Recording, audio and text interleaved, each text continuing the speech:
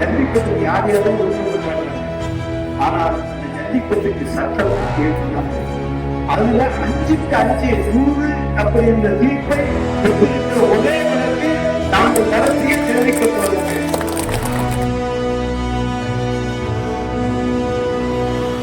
திருமயம் சட்டமன்ற தொகுதி திமுக வேட்பாளர் அமைச்சர் ரகுபதி திருமயம் அருகே உள்ள மல்லாங்குடியில் பொதுமக்களிடம் வாக்கு சேகரித்தார். அப்போது ஜல்லிக்கட்டுக்கு சட்டம் இயற்றியது மட்டும்தான் அதிமுக என்றும் அதனை உச்சநீதிமன்றத்தில் 100% தீர்ப்பாக பெற உறுதுணையாக தான் இருந்ததாக கூறி வாக்கு சேகரித்தார். ஜல்லிக்கட்டு யார் யாரும் உறுதிப்படுறாங்க. ஆனால் அந்த ஜல்லிக்கட்டுக்கு சட்டம் தான் ஏற்றினார்கள். பீட்டா என்கிற அமைப்பு உச்சநீதிமன்றத்திலே வழக்கு தொடர்ந்தது.